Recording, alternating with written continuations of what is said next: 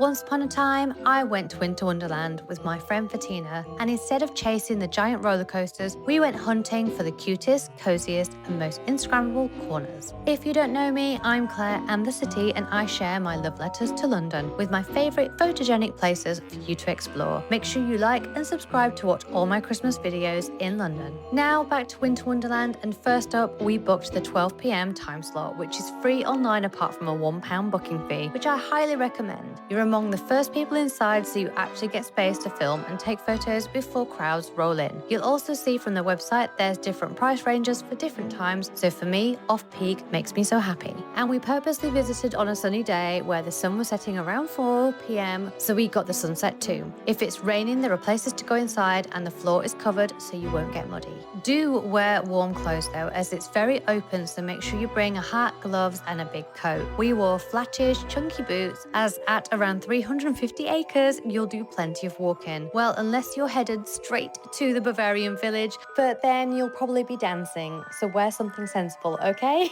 There's several different gates, so have a look on the map to see which is the main area you're aiming for, but we picked the Hyde Park corner side because we picked the Lanesborough as a meeting point. If you're feeling bougie, you might want to do the same. We popped in at around 11 a.m, and it's like entering Home Alone meets The Holiday in here. A stunning red bow and glistening bells above the door, a roaring fireplace, and red, green, and gold traditional decorations, and so many trees. They've got the richest hot chocolate, and it's served in a silver teapot with little chocolate shortbread biscuits to go with it. Total heaven. A very indulgent way to start your day. But from there, we walked in through the entrance nearest the Serpentine Cafe in Hyde Park. And once inside, we wandered through the different areas, but we focus on aesthetic stops rather than rides. Going anti-clockwise, we first reach Market Square, which has stalls with hats, scarves, and lots of gifts. If you keep going, you'll reach Skaters Corners with the cute ice rink. But I can't skate, so instead we stopped off in Showtown. This area has a glowy Christmas tree, a Showtown photo spot, a red circus bar, tent, thingy that Britney Spears would probably like, a helter-skelter, a magic circus funhouse, which looks a whole lot of fun, prizes to be won, plenty of brightly coloured games you can play to win cuddly toys. We grabbed a hot drink from this festive little star bar, as this corner seemed to be quite nice and fun, and perhaps not quite as noisy as other areas. And my big tip for this side is the carousel bar, which is here every year. It has fun pop tunes on, moves around slowly so you can stand on the moving part or sit around the sides on the tables. It is an ideal date bar, and we loved the decorative horses, of course. Speaking of horses, this section of the park also has cute carousels, which is lovely,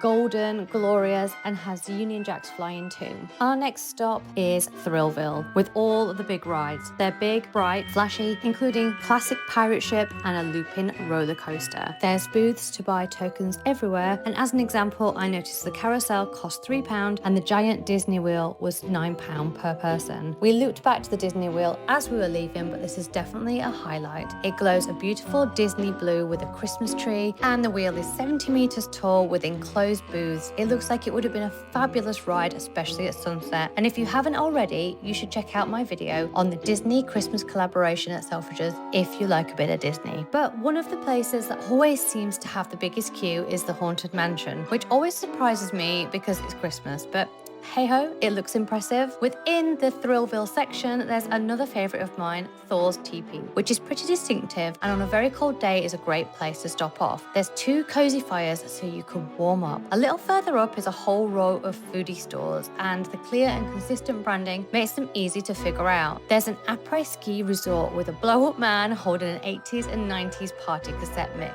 There's VIP ski lifts, and there was a guy also singing songs on stage. My friend Bettina is a total foodie, so we were shortlisting places to eat as soon as we arrived. And we went to the Apres Ski Lodge to order hot dogs. They were £9 each and were cooked on this barbecue grill, and they were served in warm baguettes. There's huge tubs of sauces too, and there's lots of places to eat them. We chose to go upstairs in the ski lodge, which has white, furry, cozy details, skis hanging on the wall, and purple and white curtains. It's all giving Wham's Last Christmas meets Mariah Carey's All I Want for Christmas with retro festive vibes, and that would be an epic outfit idea if you wanted a steer from me. It is a perfect place to hang out and look over the park. Just look at these views. The only slight downside to this area was the competing music inside and outside the bar, but I mean, it could be worse. Next, we're off to Santaland, which is more for children with Jingle Bell Jamboree, another beautiful carousel, and lots more cuddly toys. And we found ourselves at the main entrance, which you'll recognize from most of the Instagram shots. This is Luminarie Lane. May have said that wrong,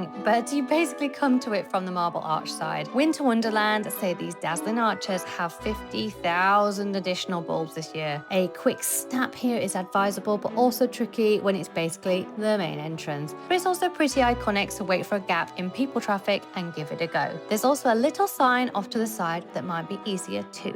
Next, we're off into the Arctic Circle with an ice mountain and the Ice Kingdom. And it's so impressive. I love how the outside looks. It's giving Game of Thrones and intriguingly promises a journey through the 4 realms of earth, fire, air, and water. I didn't go inside this immersive experience with over 500 tons of ice and snow, but it costs £9 if you fancy doing it. On the edge of this section is my favorite final place, the Christmas Tree Arms, which is covered in Christmas trees and has a ski-filled bench outside. When you go inside, it's super festive with rainbow baubles, presents on the ceiling, walls filled with golden lights, glowing multicolored lamps in the corridor, and a balcony filled with lights which overlooks the park. As the sun was starting to set, we quickly stopped by the Bavarian Village and Hall, where I think things could definitely get rowdier. These halls are absolutely massive, so it makes me think they're going to be even bigger this year. We left the park going past the giant wheel and left through Marble Arch main entrance. To finish off, Bettina took me across the road, past the Dorchester and Elan Cafe to the Hilton on Park Lane to look at the pastel-coloured Disney decorations. They have a Disney Princess afternoon tea if you're a Disney fan. They also have a bar called Bund on the roof where you can see over the city from here. I hope you enjoyed my festive trip around Winter Wonderland in 2025. Please like and subscribe so I can make even more Christmas in London videos for you. Until next time.